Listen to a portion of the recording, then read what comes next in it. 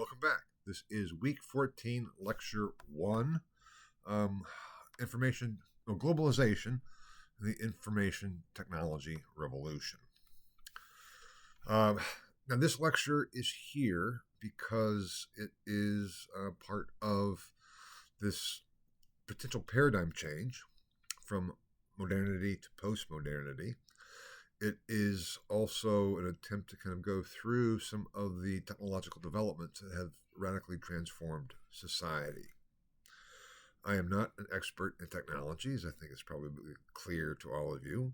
And quite frankly, even though I use technology, I use my computer in my own work and my own research all the time, I worry about it. I just want to be upfront from where I'm coming from here. It is a tool, as I see it. And tools can be always scary. Developments, new technology can always be scary. And if I talk about my fear or resistance or worry about some of the new technologies that have been developed, you might say, well, I'm just being old and stuck in the mud. It would be like I was resistant to, the train and train travel, or to the automobile, or to whatever else. And there's some aspect to that, because every generation we become accustomed to what we know. And when all of a sudden technological developments or political developments or anything else come about that call into question and or challenge what it is we know, there's almost an innate human tendency to resist. Now, I've already discussed that phenomena, so to speak, in terms of conservatism and liberalism, not in terms of the political sense or policies, but in terms of moving forward into the future or trying to hold on to kind of the past. And we can say, okay, from where I'm coming from, am I just trying to hold on to the past? Part of me would say, well, yes, of course I am. But the other side is like, that's not to mean that it's not good. What has been is not in and of itself any better than what is becoming and will be. It's not any necessarily, though, the other way around too. It's not that what is coming is, and that what is new and developing is inherently better than what was before. And we have all these new and improved products that's been around for a long time. And the whole kind of phrase of, if it's not broke, don't fix it, kind of here applies. Newness for newness' sake is one thing, but newness for progress and development is another. Just in my own work as an example, this is all prefacing this lecture so you can know where I'm coming from and make what you make of the lecture. And you may know more about this than I do, certainly. But I think it's just a good idea to kind of remind ourselves of the newness of all of this technological revolutions. We'll be talking more about that shortly. But in terms of this changing of society, changing of social relationships, changing of how things are done, just as a personal example, I think I mentioned that in 1990 I was in Germany, and I was in Tübingen for most of the year. My Fulbright year, as I said, basically a year and a half. So my time as a Fulbrighter, which goes back to the post-war period and Senator Fulbright and all of that, which I've talked about. And I'll try to keep this as short as possible. In Tübingen, there is this Institute for Late Medieval and Reformation Studies, which is where I was kind of based, more or less. And that had been basically founded in the 1960s. And one of the major goals of the Institute, and the reason it was founded, was to produce a comprehensive index of Luther's writings. Now, Martin Luther wrote a lot. I'm not sure off the top of my head how many volumes of, in terms of the critical edition of his works there are, but there are 59 volumes of his writings, and then his letters and his sermons, and it goes on and on and on. So it's a massive project. And this project, which was funded by the German government, hired multiple people, a lot of people. And what they had to do to create this index was to sit down with a volume of Luther's writings, go through page by page. They had 3x5 cards, index cards, if you still know what index cards are. And they would write down every page and line of text on the page where a particular word was found. So they were responsible for a given word or a given term for Luther. And they had to go through all of that, both in the German and the Latin, blah, blah, blah, go through it all, and then note it down. in the basement of the Institute, there in Tübingen, was several rooms, all with card catalogs. I don't know if you, how many of you have seen or used a card catalog. I miss the card catalog. But these are pieces of furniture with drawers and index cards. And this room was full. There was like 2 or 3 rooms of card catalogs of this index. It was still in progress in 1990. And a good friend of mine, a fellow graduate student at the time, what was also in Tübingen at the same time when we were talking about it, and I was complaining about it. But he pointed out, he said, this is all kind of ridiculous because in a few years, this will all be superfluous. The entire work, 30 years of work almost, of a team of scholars will be rendered superfluous because he said this will all be scanned onto computer and you can produce an index rather quickly. So a matter of maybe, I don't know how long it would take to scan everything, but probably within a year, it could all be computerized. I was like, oh my God, all of a sudden that's completely changed. And I was complaining about this, like that's somehow not right. He said, well, Eric, he said, you use technology. I said, yeah, I know. He goes, what about the copy machine? What about microfilms? I said, well, that's a point. Meaning, copy machine. I don't talk about the development of copy machines. I didn't look that up, but I couldn't have done my work with the copy machine. And a microfilm is a little roll, and you have a microfilm reader. This is before the age of digitalization. So, like looking at medieval manuscripts or early printed books, talk about the 15th, 16th century or 15th century printed books. It used to be that you had to go to a particular library in Europe to read those things.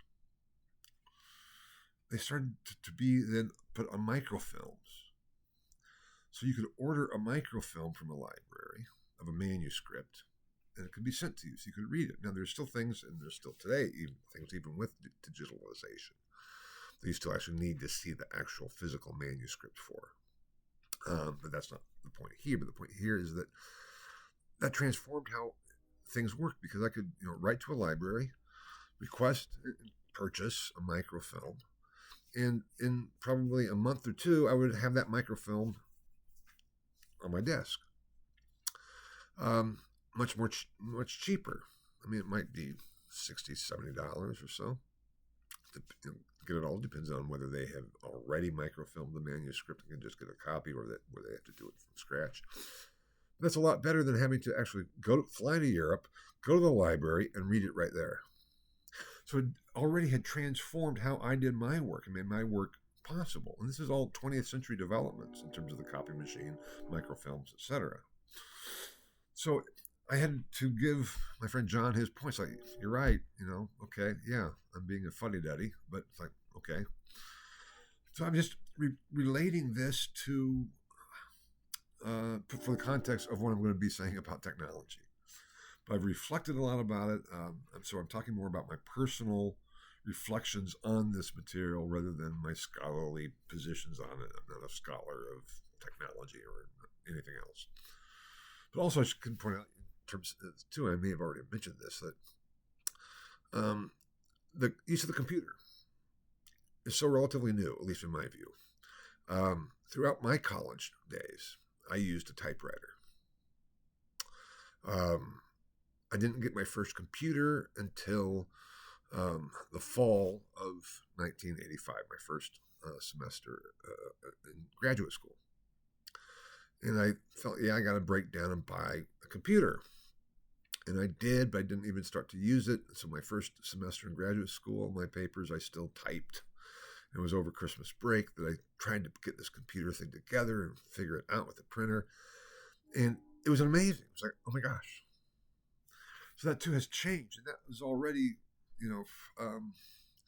for me, not that long ago, but I guess for in some other ways, that goes back to the mid 1980s and the later 1980s when I really started to use a computer for my writing and work.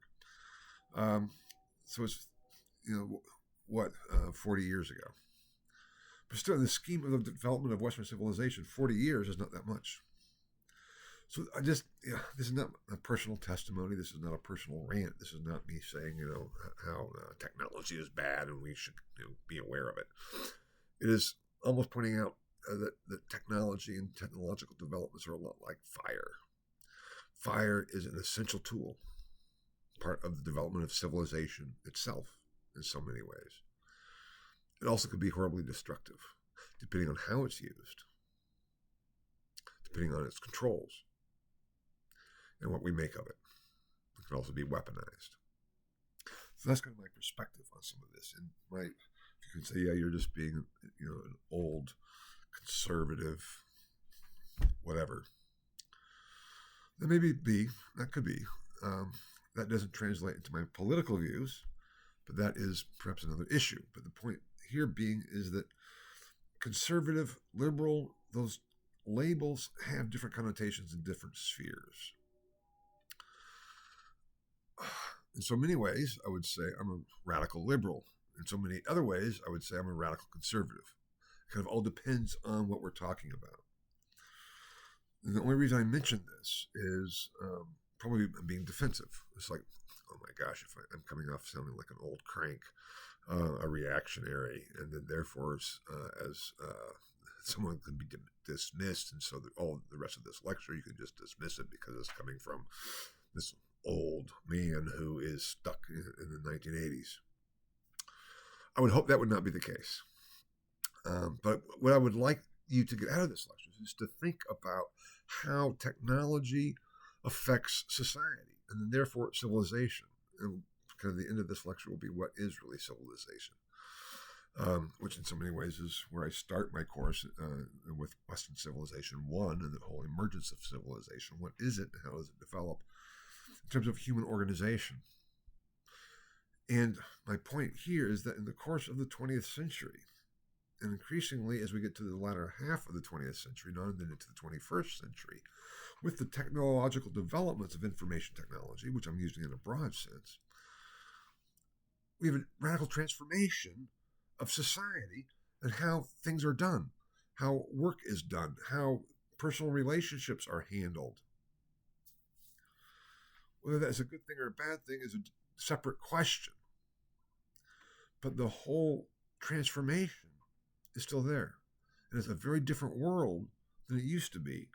For example, with communication, where either you could speak with someone in person or you had to write a letter. And a letter would take a lot of time to get to its destination. Now with email, we're immediate communication. So it's a radical transformation of human society. So that is kind of the background to some of this.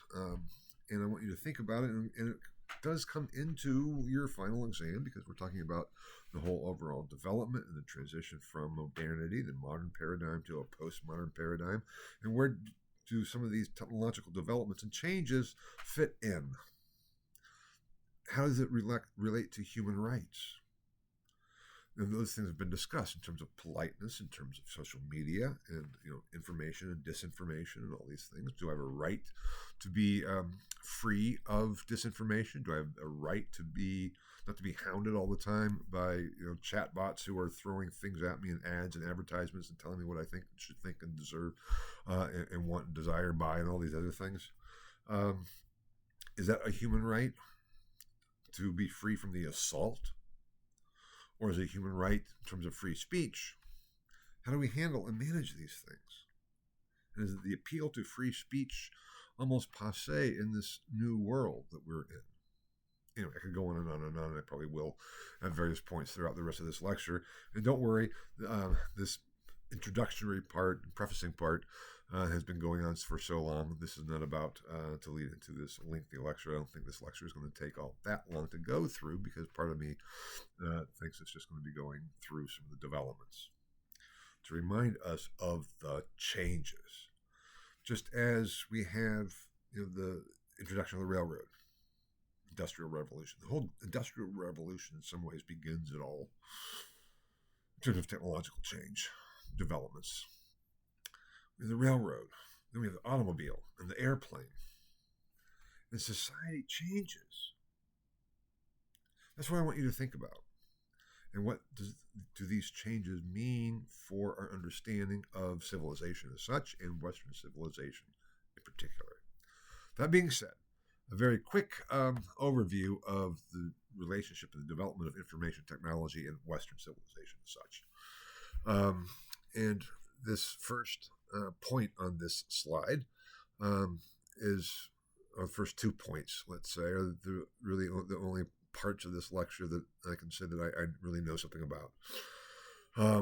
But my point here in bringing out some of these early developments is that technology in a broad sense is not just computer chips and mechanics and things like that.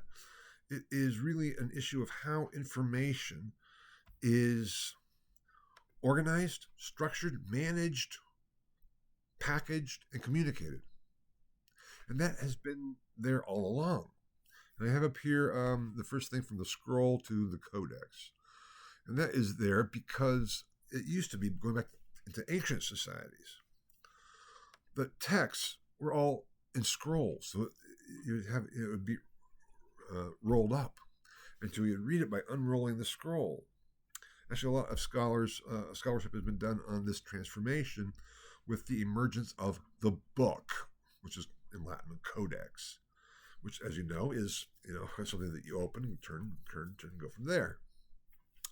And that was seen to be a transformation that was related to the rise of Christianity, and that Christians started using the codex as a means of carrying their texts far more than the scrolls. So this was really a transformation, again, in how information is presented and organized and communicated.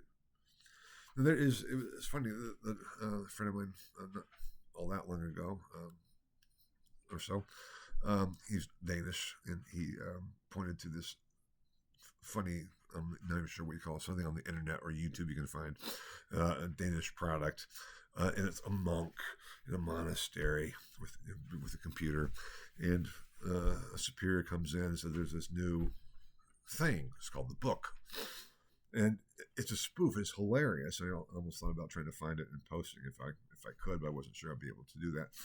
But the monk is like, okay, well, what do I do with it? Well, he says, first you have to open it.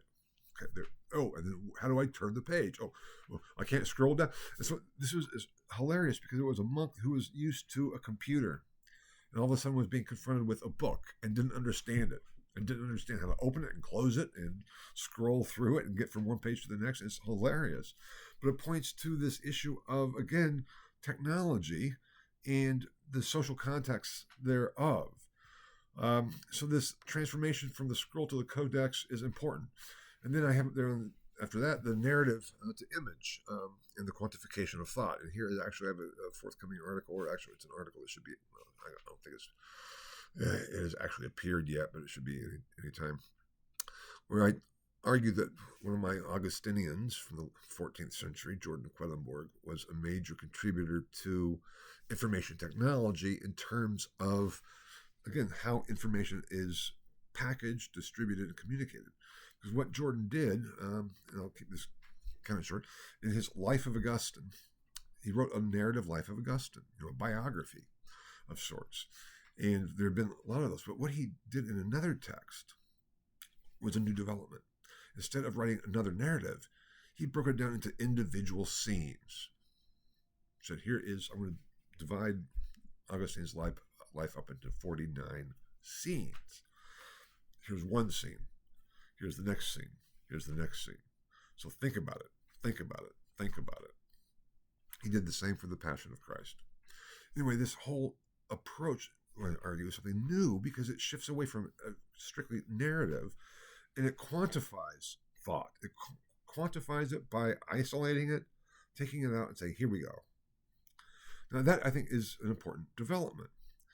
And then I've already talked about, I think, a little bit the printing revolution, some 100 years after Jordan, where going from manuscripts or hand copied transmission of texts to a printed text was huge for dissemination and everything else. But what I argue in this article actually is that Jordan's innovation, in terms of, let's say, the quantification of thought, was more significant than was printing, because printing was a technological development that allowed for texts to be distributed more quickly. Jordan's changes the whole approach to reading and how we think. Now that's, another issue, but I just wanted to point to and bring this up because technology is not simply machines and things, even though we usually associate it with that. But there was this process that was slow, because I have the printing revolution, which did revolutionize things.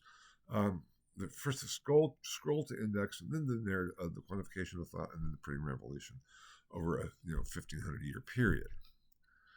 Then when we move into the more modern times, one of the major developments in 1832 was the development of the telegraph, which all of a sudden messages could be sent worldwide once the communication. This is based on electricity. The telegraph did not exist before 1832, and then it slowly becomes in wide use. It was a means of communication internationally.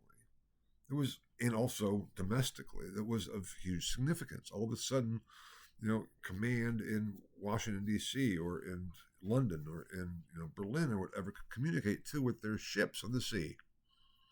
Because if you think about it, before the telegraph, how would that work? You're captain of a ship, a military ship. You have your orders. But what if those orders were to change? What if the situation was to change? How would the command get you a message? You have to send another ship out after you. So that's a real problem. But here with the telegraph, all of a sudden communications could be made relatively quickly. Then the next place we have the telegraph, then we have the development of the typewriter. The typewriter, early typewriters, 1714, but they didn't really come into use until the mid-19th century. 1868 is when a typewriter was actually patented for use, also for common use. And then in 1876, we have the development of the telephone. That too changed things. All of a sudden with the telephone, you just call somebody up. So all of a sudden with the telegraph, and then the telephone, typewriter is just a different technology, basically printing technology, a different way of printing. But with the telegraph and the telephone, communication changes completely. And the speed of communication changes completely. And that affects how things are done. That affects relationships. I don't have to write a letter to someone anymore, especially if it's just like, wanted to say hi, just wanted to see how you were doing. I could write a letter if I'm living, let's say, in California, to a colleague or friend in New York. I could say, hey, I just wanted to see how you're doing. I hope everything is okay. And that letter would take, a week to get there. Whereas with a telephone, I could just call up, say, hi, happy birthday. I just wanted to see how you're doing. That changes social relationships. It makes for more interconnectedness in some ways. And it's like, yeah, that's a buzzword, maybe connectivity, and I'll refer to it later. But it's an important conception and development that I think we need to keep in mind. That those developments just then became multiplied and emphasized by the development of radio and then television. Because the telegraph came first, telephone came next, and then radio. And I'm not going into all the developments and the pre-developments of radio and all that, but I'm just saying that in terms of 1901 and 1904, because the first kind of communication was in 1901 and 1904, it was then really used for more personal use, not in terms of individuals using the radio, but what could be communicated. And in 1919, it began to be available for public use, for news, for entertainment. So from 1919, all of a sudden then, with the radio, there could be broadcasts on the radio that made things more immediate and more quick than the newspaper, which is again a print publication going back to the printing revolution. There have been newspapers since the 18th century, anyway. But all of a sudden, with the radio, it transforms things. People used to sit by and listen to the radio. FDR, during World War II, and before, was famous for his fireside chats, which began on the radio. So people would sit by the fire and listen to what the president was going to be saying on the radio. It changes things. And with television was developed between 1927 and 1939.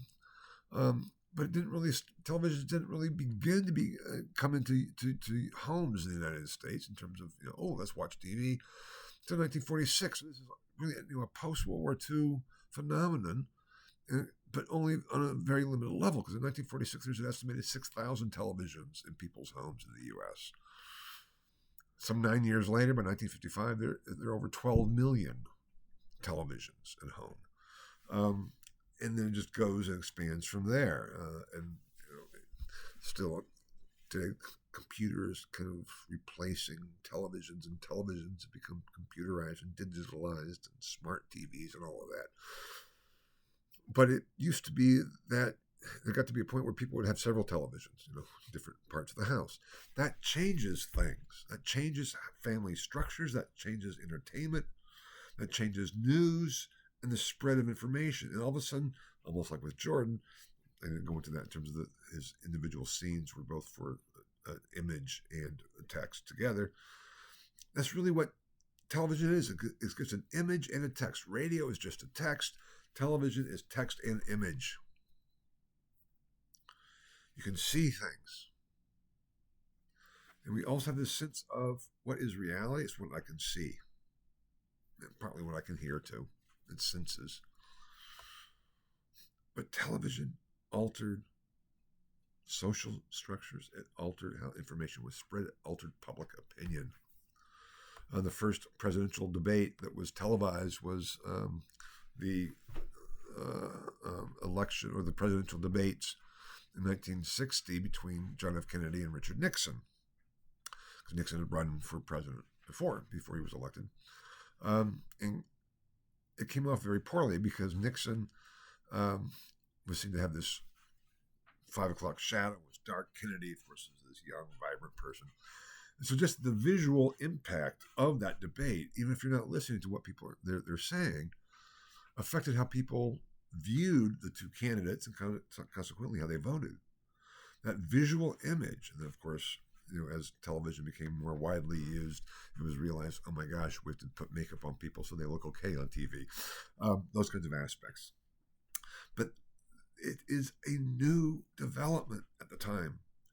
It does impact and affect society, attitudes, opinions, and that is an important issue.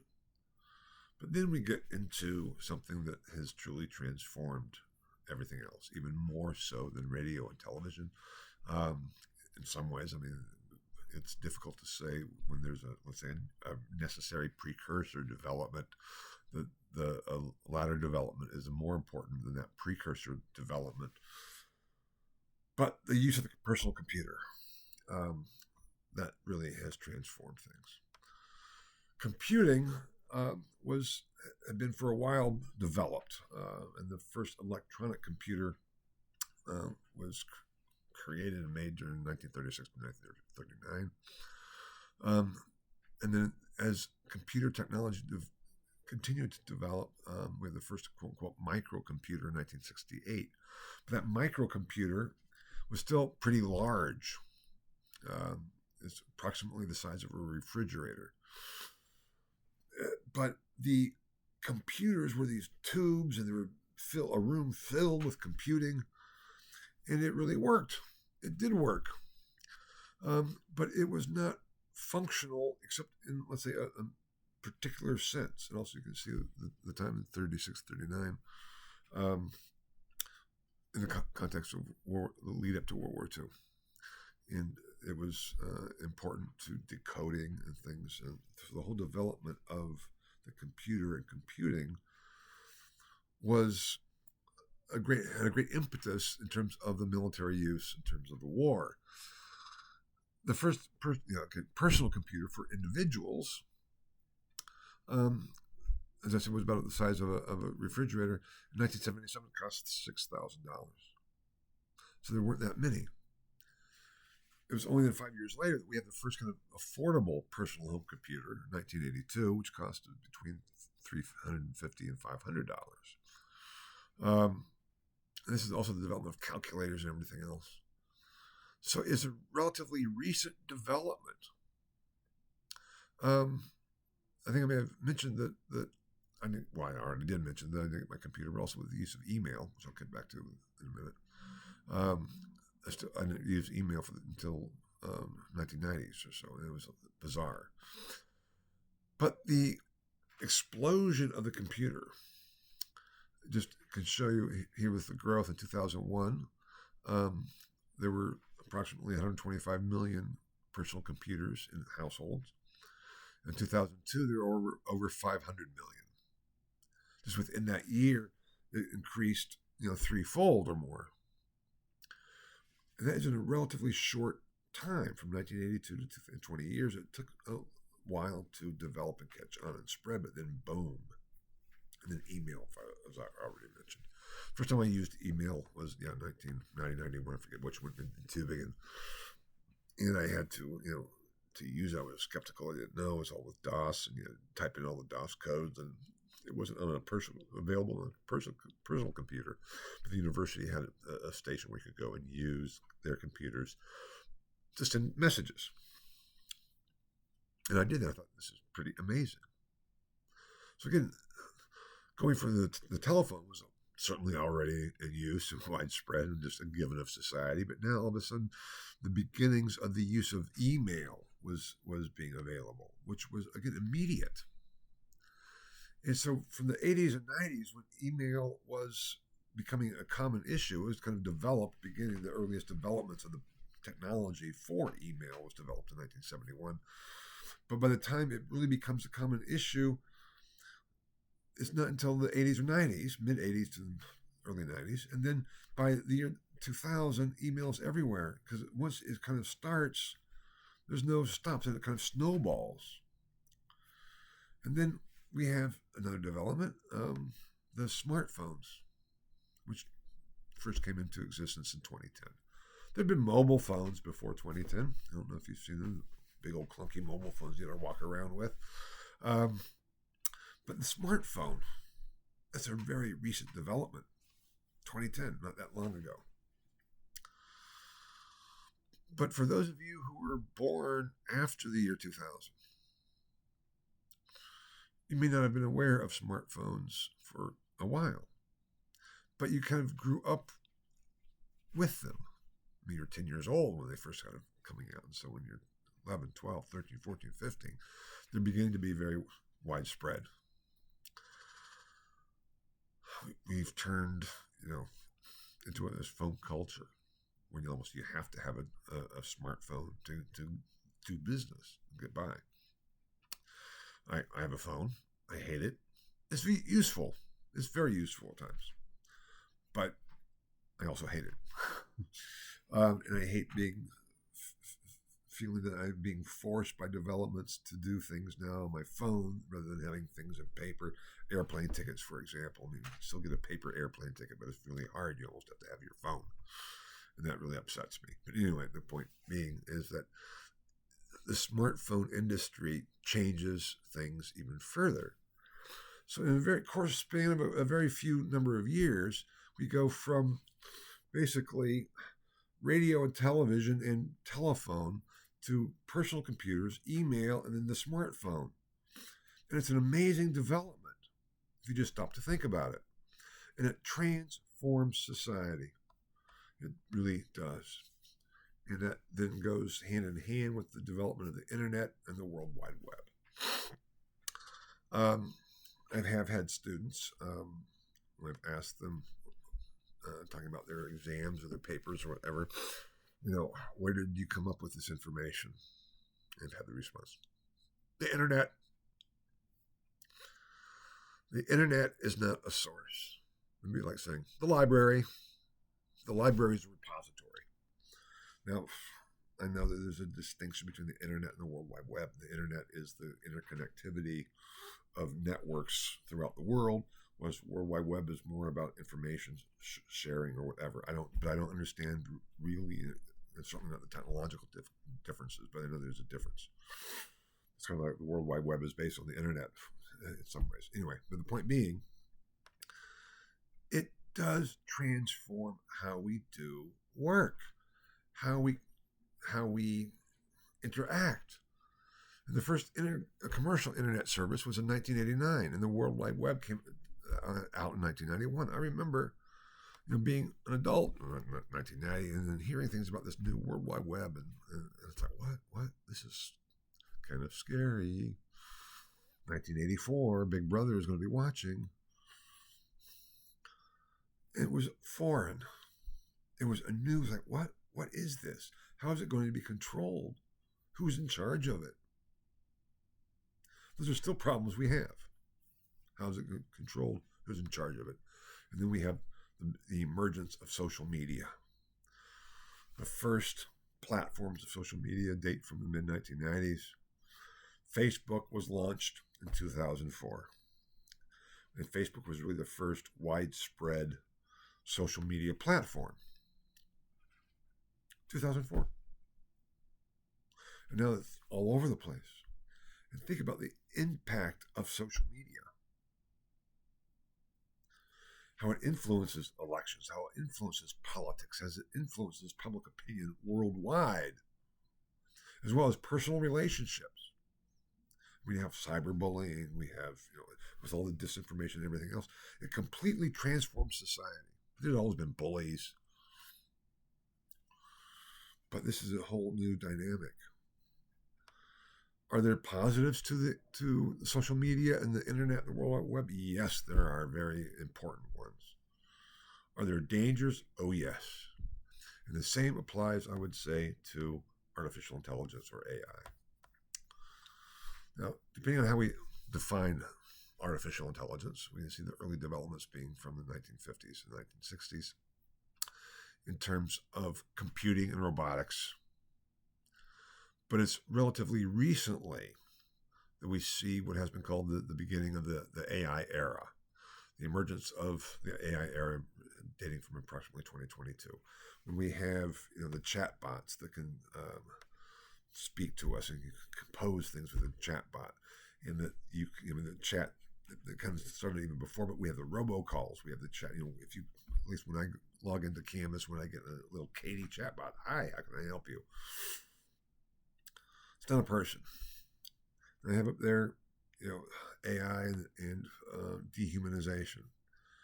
And you can say, yeah, you're being ridiculous. But again, AI, like the computer, like the smartphone, like the computer, like the telephone and telegraph and television, is a tool. Just like the copy machine, microfilms, digitalization. Now I can get some medieval manuscripts and early printed books on my computer. They've been digitalized. There's a lot that has not been digitalized yet, but a lot has. It's a tool. Tools can be put to good use or bad use. I'm more skeptical of AI than I am now with the computer, because I've become accustomed to using the computer in any case. AI, I think, can be dangerous because there's a tendency or temptation to allow AI to do functions that humans should be doing. That could be used positively? Yes. I would say. I don't have a problem if I need something technical. If I need a problem, how do I do X, Y, or Z? To get in touch with a chat bot that will tell me this is how you do it. But if I have a problem that I want to talk to somebody about I really object to being almost having a difficult time getting through to a person. You may be aware of chatbot, GPT, or whatever it is, and some of the others that will write papers for you. don't do it. That's all I can say is don't do it. Why? Because it's stupid. Maybe it will be developed sometime to the point where it's can do that quite well. But why is it stupid? Because it simply uses what's available already on the World Wide Web and puts it all together. I had a student in my Reformation class, I think it was either in the summer or last spring, who submitted a paper. We had 4 text analyses in the final exam. I forget which one this was. But I think it was one of the text analyses. And it clearly had been written by ChatGPT or something like that. Formally, it was very well done and almost perfect, including with footnotes and excellent form and everything else. But it did not get at what the assignment really was, which was, I think it was, it must have been, it was on the first text analysis on Jordan Kronenborg's exposition of the Lord's Prayer, where he also used some of the same technologies that he had developed that I talked about before. Anyway, so it was superficial. It didn't deal with the course material, because the course material is what I had assigned and my lectures. It did cite me. The student cited me in a footnote, perfect form, and it was an article. It's like, what? I never wrote that. I could have written it. It was a title that, yeah, that's certainly something that I could have written, but I never did. It makes up citations. So maybe they're trying to figure out ways to avoid those things. But the point is, that's why I stress that your basis of your grade is the course material, my lectures, and the assigned texts. Because I don't think that AI can get to the point of analyzing your textbook, Western Civilization, the Kick and Osmond Turner, and my lectures, and the documents, based on the questions that I ask, which is not about information, but about analysis and thinking and applying, and do that. So just as a practical note, don't use Chatbot GPT or any of the others for your final exam. Does that mean that I'm against AI? Maybe. It can lead, there can lead to a dehumanization because it tries to replace what I consider to be essential human components or functions: reflection, thought, questions. Not this informational putting it together and get the algorithms right and we come up with something that sounds good. Does it have uses? I would say yes, it has uses. But what is the gain and what are the dangers and what are the benefits? It'd be like almost like clones and cloning. Is there a positive to cloning? I would say yeah. Can save lives. Can clone organs or whatever. Do we want to have a society where there are human clones? How would that change how we think of everything? Is a human clone a human? Or human or non-human, quote unquote, human beings based on AI and robotics?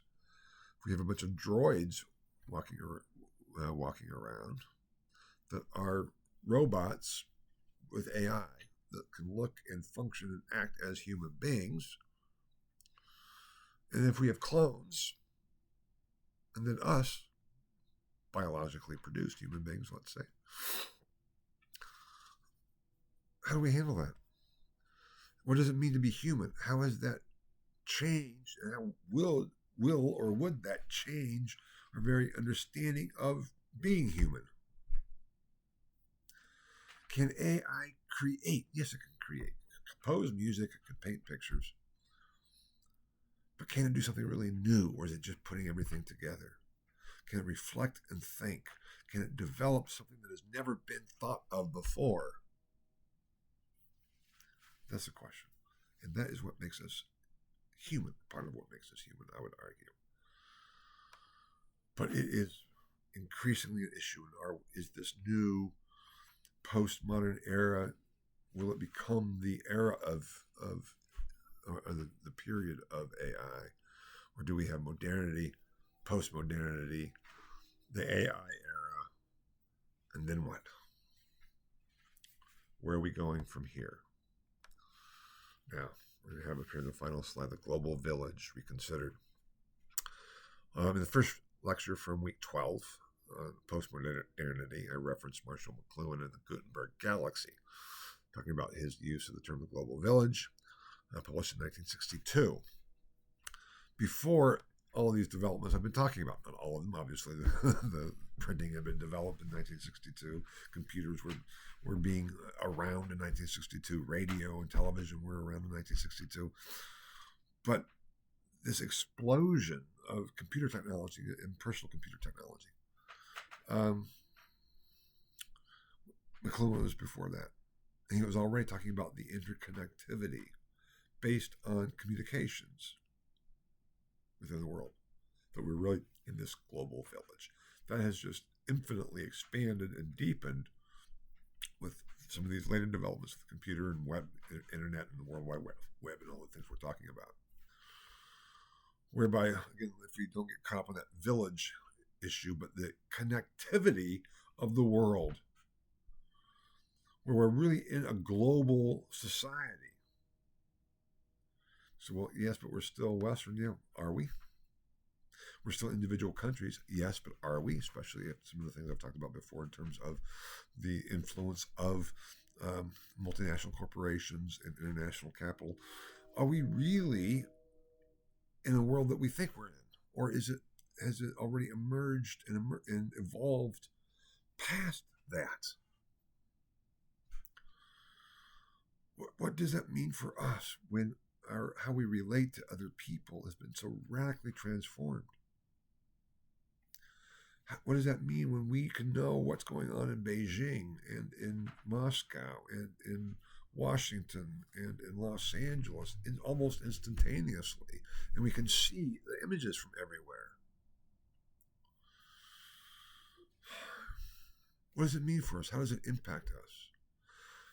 And then what is the connection between technology and society?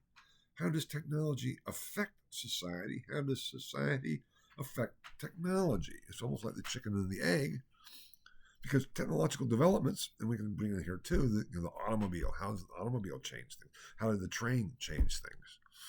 How does the airplane change society, change the world in which we find ourselves? So what almost is the point of even talking about Western civilization, rather than different components, aspects, points of references for global civilization? Clearly, the United States is not the same as China or even Japan. Eastern thought, Western thought is still kind of different. Eastern logic is different, and philosophy is different from Western philosophy and logic. But is there some sort of an homogenization going on with this transformation, with this information technology revolution that we see? Could there be?